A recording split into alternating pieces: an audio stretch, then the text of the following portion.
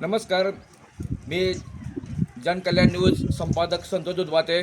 आज इथं गंजेवाडी गावामध्ये आलेलो आहो. त्यांची आज तक्रार आहे. आपलं सरपंच ग्रामसेवकचा मनमन कारभार या गावामध्ये चालतं आहे आणि वारंवार या सदस्य लोकाला त्रास देते ते, म्हणजे पोलिटिक्सला जाणे, तो शासकीय कामाचा अडथळा, ह्यांना विचार घेत नाही ते. नमस्कार ताई, काय अडचण आहे नेमका? मी साधना प्रभाकर म्हणजे मी सदस्य आहे ग्रामसभेचे मेंबर आहे मी. आणि त्याने मासिक मिटिंगला आम्हाला कधी बोलवत नाही, काय नाही. त्यांनी मनानच करते, आम्हाला निरोपण देत नाही, सांगत नाही ते काय नाही. काय ताई नेमका तक्रार काय नेमका तुमची? मी भाग्येश्वर सौदागर पाटील, मी ग्रामपंचायतची सदस्य आहे. आम्हाला त्यांनी असं मिटिंगची तारीख देते, त्यांनी लगेच दुसऱ्या दिवशी चेंज करते, तर परत आहे मीटिंग वगैरे म्हणतात आणि बोलवत पण नाहीत. घरी येऊनच शिपाई सह्या देतात, घेऊन जाते. आता उपोषणचा इशारा दिला तुम्ही, आता किती तारखेला उपोषणला बसणार आहोत? 23 तारखेला एक उपोषण. काय नेमका इथं तक्रार काय तुमची नेमका? म्हणजे तक्रार म्हणजे काय, रस्त्याबद्दल आहे का इथं? भ्रष्टाचाराच्या विरोधात. तुम्ही सारिका नवनाथ जाधव, मी पण एक सदस्यच आहे. आणि सदस्यात आम्हाला मिटिंगमध्ये बोलवलं जात नाही. मॅडम आम्हाला विश्वासात घेत नाही. ते सरपंच आम्हाला हे ते करते, ते काय सांगत नाहीत कामं कुठले आम्हाला. बीडी साहेबाला तक्रार दिला का तुम्ही? मग दिली आहे बेडे सरकारला पण, त्यांना पण दिली आहे. त्यांचं मला हेच येतात, नवराच येतात, त्या मॅडम का येत नाही त्या सरपंच. आम्हाला असं ही करतात. तुम्हाला विश्वास घेऊन काय सांगत नाही का योजना काय आलेल्या? सांगत नाहीत, आमच्याकडून सह्या घेऊन ही करतात. आम्हाला काहीच कुठलंच काम सांगत नाहीत ते. मासिक मिटिंगला बोलू का नाही? माशिंग मीटिंगला बी मी एक दोनदा त्यांना पासबुक दावा म्हणलं, एंट्री दावा म्हणून काहीच केलं नाही. त्यांनी दावलंच नाही मॅडमला. हां. हां, मी असंच बोलायला गेल्यावर त्या दिवशी त्यांनी आम्हाला ही केलं, मॅडम भ्या दावलं त्या दिवशी. कुठे काय पोलीस स्टेशनला का? तामलाडीत, हां, पोलीस स्टेशनला नेलं आम्हाला त्यांनी. सरपंच होतं, ते सगळंच होते, ते तिघं पण. चौकशी झाल्याशिवाय मी असंच बोलले त्यांना, काम करू नका म्हणले, तर त्यांनी आम्हाला तिथे नेलं, पोलीस स्टेशनमध्ये नेलं. आता काय तुमची पुढली मागणी काय नेमका आता? बोलली काय नाही आम्हाला मागणी, हे कामाची चौकशी व्हावी. हां, आता आम्ही 23 तारखेला उपासनाला बसणार आहोत. काय तुमची काय मागणी आहे नेमका? मी आशाराणी सुदर्शन जाधव, उपसरपंच गंजेवाडी. काय मनमानी सगळं त्यांचं कारभार, आम्हाला काही हिशोब दाखवत नाही ती, काय नाही. मिटिंगला बोलवत नाही ती. त्यांनी त्यांच्या मनाने सगळे ते आमच्या काय फक्त शिपायाला सांगून सह्या तेवढ्या घेतल्या जाते, त्या आम्हाला विश्वासात घेत नाही. ते त्यांनी घरीच येऊन सह्या घेऊन जाते शिपाई आमच्या. मिटिंगला तुम्हाला काय विश्वास सांगितलं का? खाते या बँकेची आहे ती, तेवढं बजेट आलंय ते आलंय काय? त्यांनी मिटिंगची तारीख देते ती, आता पुढच्या आठवड्यात मिटिंग होईल सांगते ती.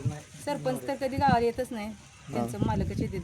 सरपंच आहे तर कधी गावाला येत. तुम्ही आता उपोषणचा विचार दिलाय, मग बीडीओ साहेबाला कळवलं काय म्हणले बीडीओ साहेब? कळवले की आम्ही बीडीओ साहेबाला, सीओ साहेबाला कळवले.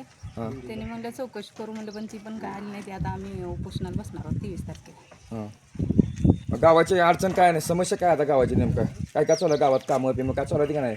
काम करायच्या आधीच त्यांनी बजेट उचललंय. काम काय केलीच नाही ते अजून. फक्त हे काम चालू केलेले आम्ही चौकशी हे करायला तेवढी. त्यांनी कायच आम्हाला कामं दावली नाही ती, फक्त सह्या नेले ते आमच्याकडे करून.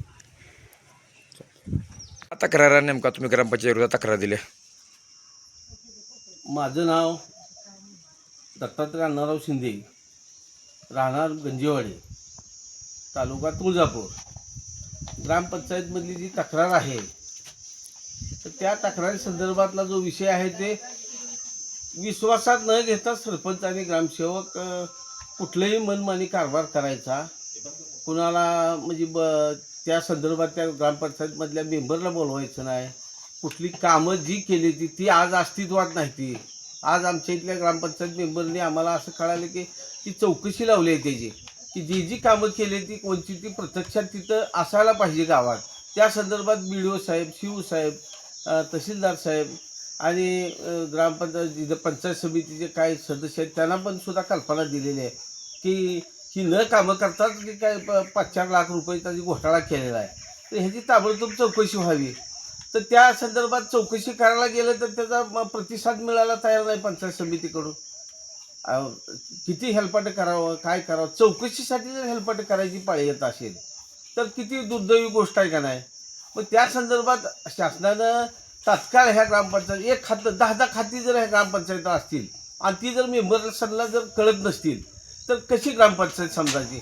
एवढं डिजिटल देशात क्रांती झालेली आहे आणि महाराष्ट्रात तर आता मुख्यमंत्र्यांनी एवढं ग्रामपंचायतीवर अनेक काय उपक्रम राबवायचे त्यांनी निर्णय घेतले तर. आणि मग इथं जर 1 रुपया तिथं खर्च केलेला जर त्या ग्रामपंचायत मेंबरला 3-3 वर्ष कळत नाही. आज आमच्या इथल्या 4 महिला 3 वर्ष झाला त्या ग्रामपंचायतमध्ये आहेत. त्यांना त्या कुणाच्या अकाउंटला पंचायतमध्ये काय खर्च केला आहे काहीच कळायला तयार नाही. ज्यावेळेस मेंबरनी ह्याचा अर्ज टाकून चौकशी काय म्हणते तुमचं त्याला ते माहितीचा अधिकार टाकून त्या पंचायत समितीमधून त्यांच्या ज्या ग्रामपंचायतीवर त्यांचा अधिकार आहे जी तिथं निवडून आलेली आहे ती त्यांना माहितीचा अधिकार टाकून त्यांना बोलवायची त्या चौकशीची माहिती घ्यायची पाळी आली. ही कसं ही शासन कसं सरकार काय कसं ह्याच्यात कशी सुधारणा होणार? शासनाने ह्या बाबतीत प्रत्येक आज रुपया जर ग्रामपंचायतचा हल्ला तर लगेच कळायला पाहिजे. मी सुद्धा माझ्या मोबाईलवर असं लगेच क्लिक केलं तर लक्षात यायला पाहिजे की बाबा ग्रामपंचायतमध्ये आपलं ही काम झालेलं आहे आणि ह्या कामासंदर्भात ही 10 रुपये उचललेलं आहे. असा जर आंबा भ्रष्टाचार होत असेल तर मग ह्याचा उपयोग काय? आणि चौकशी करून अहवाल तोपर्यंत ह्या ग्रामपंचायतमध्ये कुठल्याही कामाचं आम्ही दिले तशी तक्रार पंचायतमध्ये की जोपर्यंत ह्या कामाचं निवारण होत नाही तोपर्यंत त्यांनी म्हणजे कुठलं काम करू नये अशी तशी ही केलेली आहे. पुन्हा आमचे नवनिर्माण आता आमचे सभापती देशमुख साहेब आहेत त्यांना पण कल्पना दिली. त्यांनी पण आम्हाला आश्वासन असं दिलं की मी माझा सक्का भाऊ असला तरी सुद्धा मी कोणाला म्हणजे असं पाठीशी घालणार नाही. जी सत्य असेल ती परिस्थिती चौकशी लावू असं त्यांनी मोठ्या म्हणजे दिलासाने आम्हाला दिलासा दिला आहे. आणि ही जी परिस्थिती आहे ती सध्या मला एक मुख्यमंत्र्यांना आव्हान करायचं आहे ह्या गोष्टीविषयी. 1 रुपया जरी त्या ग्रामपंचायतला एकच खातं ठेवावं, एकच खातं असं त्यांचं सेविंगचं असावं की त्याच्यामध्ये कुठलीही योजना असेल तर त्या योजनेमध्ये त्या रकमेचा त्यात उल्लेख असावा. आज योजना कुठली काय झाली आहे ती लगेच मोबाईलवर त्या ग्रामपंचायत मेंबर असो एखादा गुरुराखी असो त्यांना त्याची सूचना मिळावी. आपण एवढी धावपळ करून एवढं शासनानं रुपया ग्रामपंचायतीच्या विकासासाठी पाठवायचा आणि इथं जर कामच नाही म्हणलं तर कसं काय करायचं? कित्येक वेळा असा आमच्या इथं प्रकार झाला आहे की बाबा त्या दलित वस्तीमध्ये सिमेंट रस्ता किती वेळा सिमेंट रस्ता खाली आता अनेक समस्या आहेत. त्या एक स्मशानभूमीचं काम आमच्या इथलं एक पेंडिंग आहे खाली, तिथं सिमेंट रस्त्याचं काम पेंडिंग आहे. ज्या गोष्टीची गरज आहे तिथं अजिबातच कसली हालचाल नाही. आणि चुकीच्या गोष्टी ह्या ज्या अवलंबा लागलेत. आज शेतकरीसुद्धा इतक्या अडचणीत आहे, इतकी परिस्थिती आहे. शेतकऱ्याचं बाजूला ठेवून सध्या मुख्यमंत्री ग्रामपंचायतीकडे त्यांचं लक्ष केंद्रित आहे. लोकांचा विकास झाला पाहिजे, समाजातली म्हणजे स्वच्छता निर्माण झाली पाहिजे. इथली परिस्थिती जर बघितली तर इतकी भयानक विचित्र आहे की प्रत्यक्ष चौकशी केल्यानंतर आज नाही 10 वर्षापासून जर रेकॉर्ड चौकशी केली तर आश्चर्यचकित महाराष्ट्रात बातमी लागेल की काम केलंय काय आणि पैसे गेलं कुठं. इतकी वाईट परिस्थिती आहे. त्या वस्तू काय झाकणार नाही त्या आणि ती काय आमच्या ग्रामपंचायतमधलं कुठलं काय झाकणार नाही. ज्या वस्तू बिल्डिंग काय बांधलं असेल कुठं काय केलं असेल ती दिसावंच लागेल. तिथं न दिसता जर पेमेंट उचलायचं अशा चुकीचे व्यवहार करायचं तर किती चुकीची गोष्ट आहे ती. विश्वासात घ्यायचं नाही महिलांना, त्यांना व्यवस्थित हाताळणी करायची नाही. मग आता ह्या गोष्टी पार पडायच्या कशा?